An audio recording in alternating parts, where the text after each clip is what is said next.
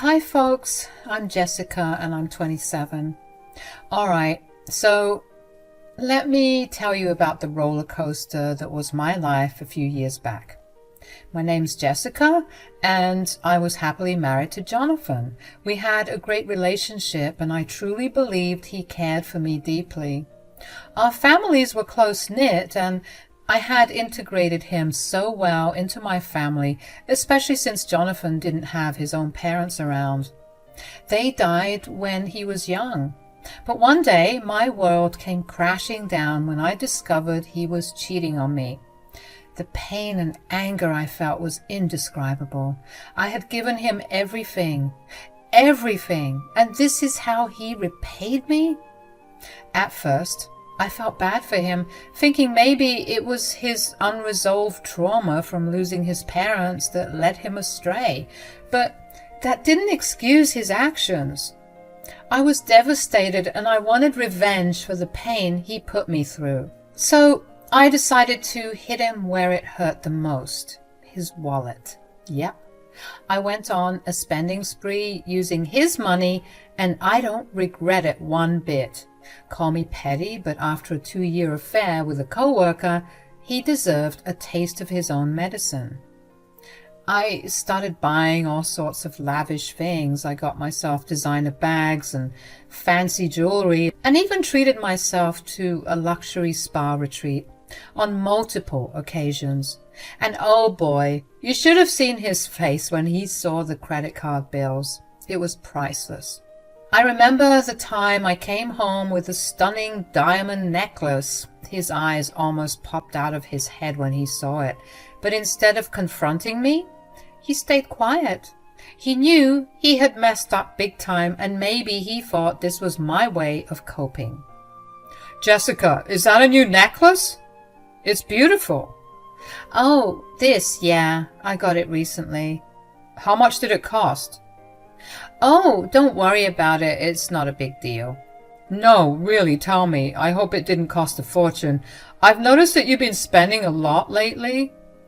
Well, it was a bit pricey, but I had to treat myself, you know. Yeah, sure, but, we should be careful with our spending.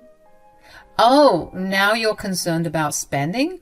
Well, I'm concerned with potentially contracting STDs from my cheating husband. Look, I know I messed up, but does that mean we have to waste money? Waste money? Oh, like how you wasted 2 years of our marriage with your affair? Jess, I've said I'm sorry 1,000 times. Can't we move past this? Move past this? How do you expect me to forget what you did?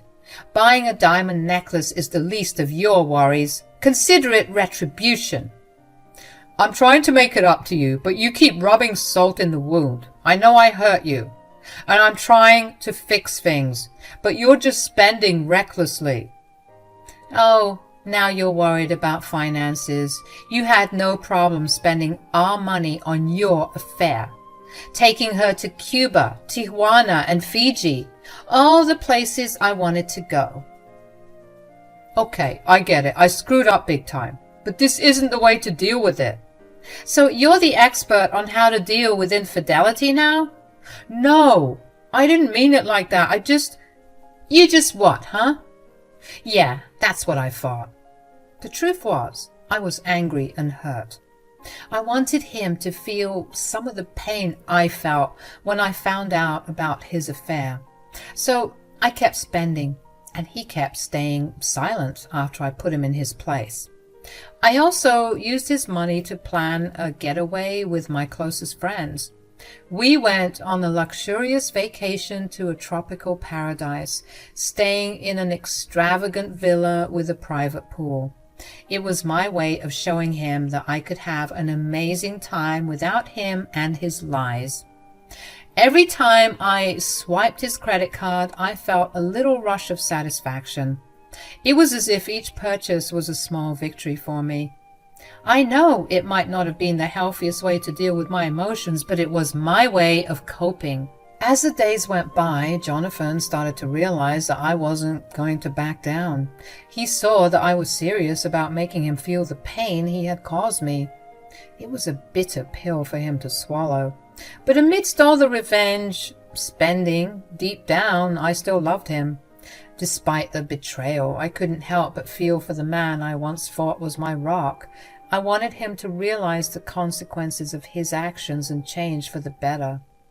So one day, Jonathan had up and left. He was gone for like a week, and I was obviously confused and shocked at this.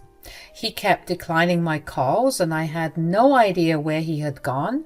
I wasn't stupid for thinking he was cheating again, and at this point, I was ready to burn all of his clothes.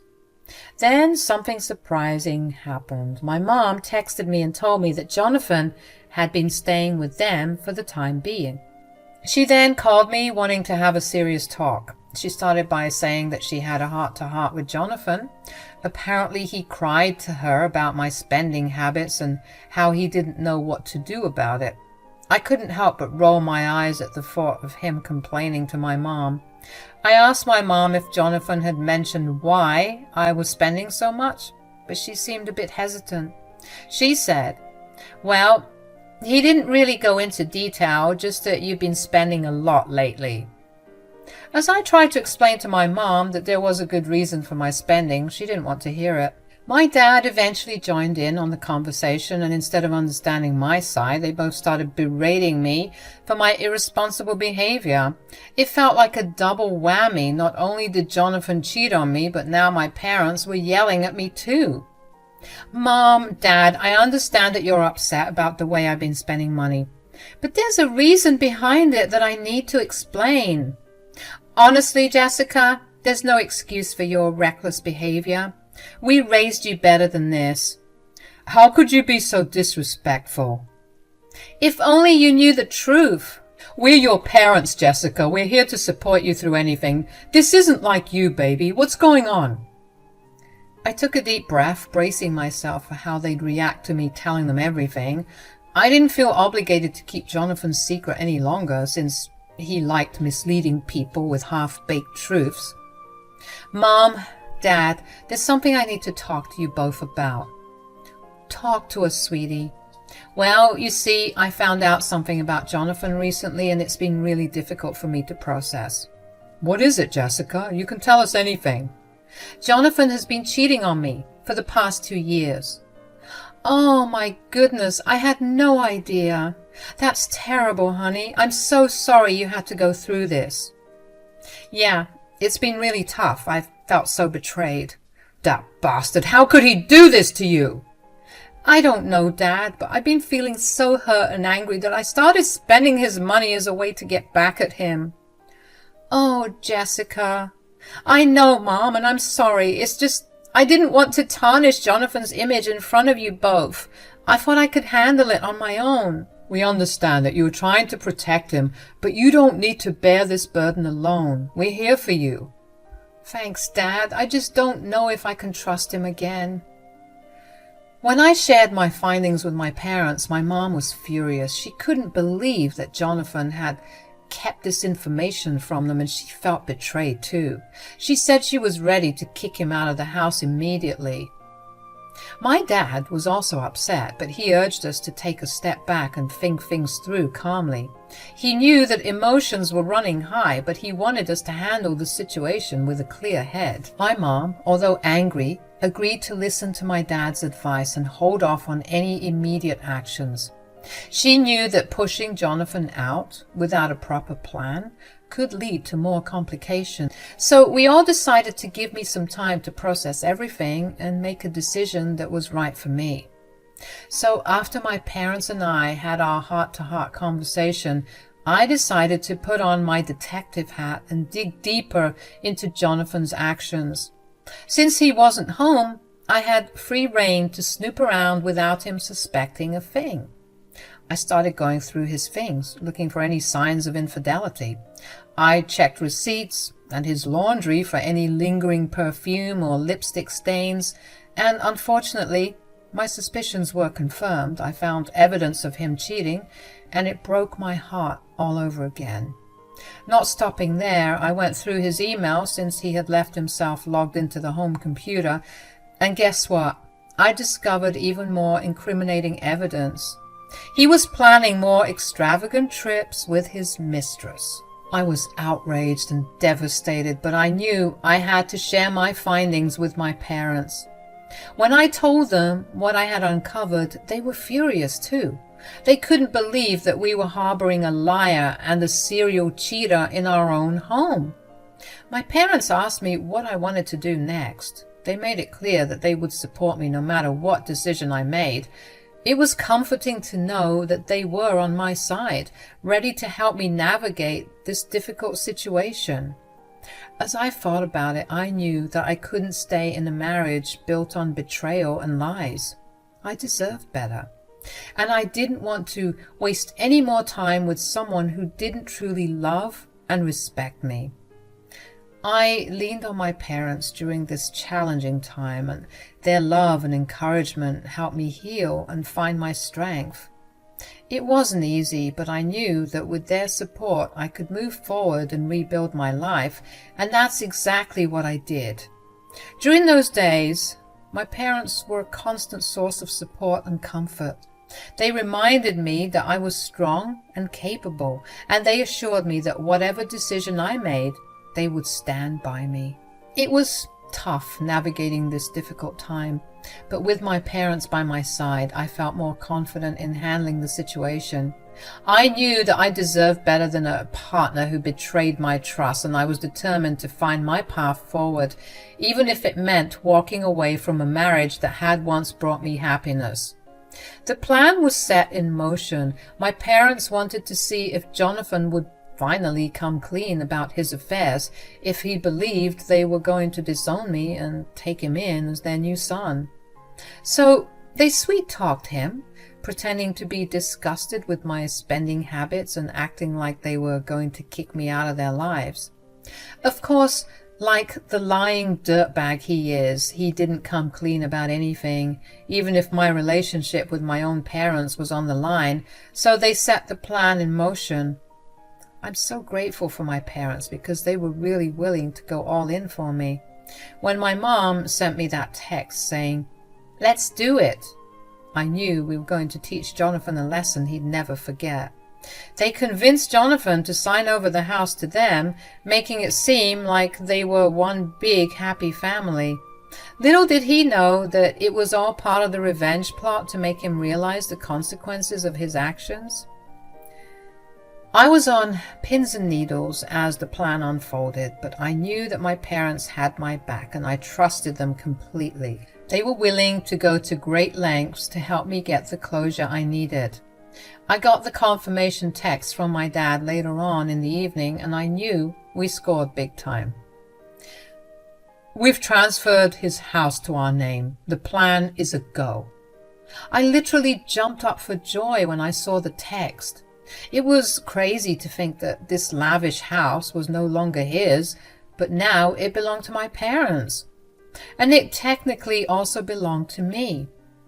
After Jonathan signed the papers, my parents had ownership of the house. It was a powerful move, and I hoped it would make him think twice about the choices he had made.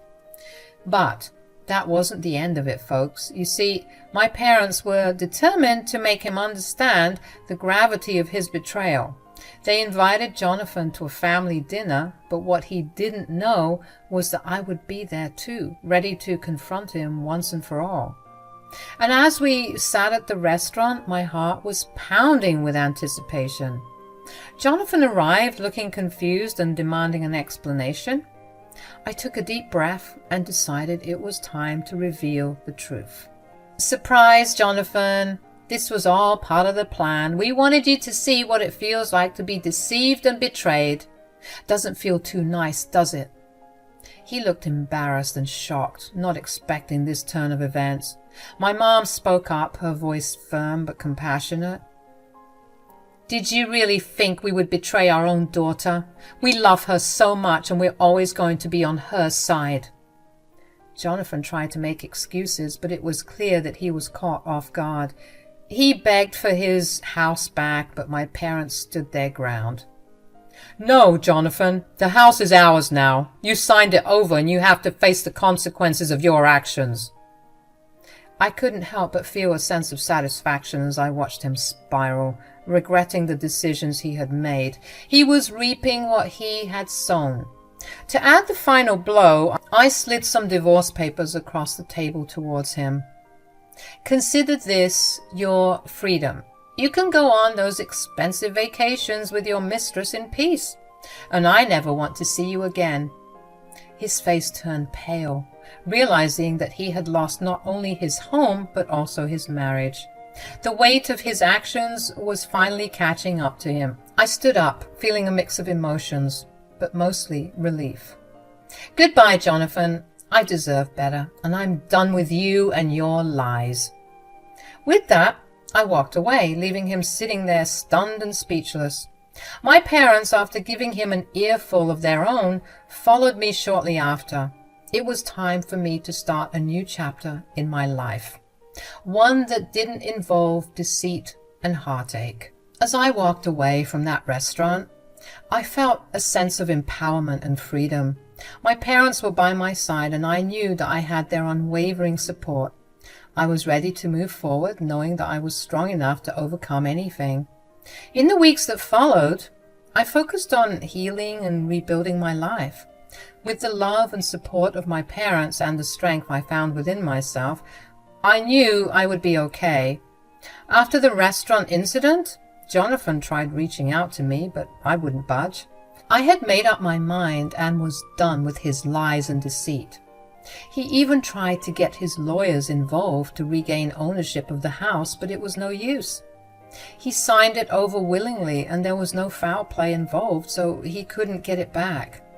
He threatened to sue and make all sorts of crazy demands, but deep down he knew he had lost and there was no point in arguing anymore. He had to face the consequences of his actions. Meanwhile, I was thriving. My parents, Erica and Andrew, stood by my side, offering love and support that I had never experienced before. We were a united front, and I felt stronger than ever knowing that they were there for me. In our newly owned house, I decorated every corner with pictures of us, my parents and me, embracing the love and happiness we shared. I made sure to post pictures of our new life on social media, rubbing a little salt in the wound for Jonathan to see. I wanted him to know that I was doing just fine without him, and it felt good to see him scowling and frowning in the background. As time went on, I found solace in my passion for poetry. I threw myself into my work, creating beautiful poems that brought me joy and a sense of accomplishment. My career flourished, and I was receiving recognition for my talent. My parents were so proud of me, and their love and encouragement only fueled my determination to succeed. With the support of my parents and my flourishing career, I found happiness and fulfillment. I realized that I didn't need Jonathan or his lies to define my worth. I had everything I needed right there with my parents, who loved me unconditionally. Life was good, and I was grateful for the lessons I learned from that difficult experience. I learned to stand up for myself and never settle for less than I deserved. I learned to trust my instincts and listen to my intuition. And as time went on, I found love again. I met someone who appreciated me for who I was and treated me with the love and respect I deserved. Together, we built a loving and supportive relationship, and I couldn't be happier. My parents were thriving too. Their bond with me grew stronger, and they found joy in seeing me happy and successful. They also pursued their own interests and passions, living their best lives as well. Looking back, I realized that Jonathan's greed and deceit had cost him more than he could have imagined. He lost not only his home and his money, but also the love and support of a family that he so desperately wanted. It was all his fault, and I couldn't help but feel a sense of satisfaction knowing that I had gotten my revenge in a way that didn't involve stooping to his level. Life was full of surprises, and I was grateful for the love and support I had from my parents. With them by my side, I knew I could conquer anything that came my way.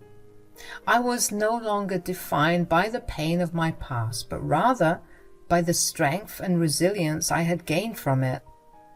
As I continued to thrive in my career, my relationships, and my life, I knew that I was living proof that sometimes the best revenge is simply moving on and living your best life. And that's exactly what I was doing, living my best life, free from the chains of a toxic relationship and surrounded by love and happiness.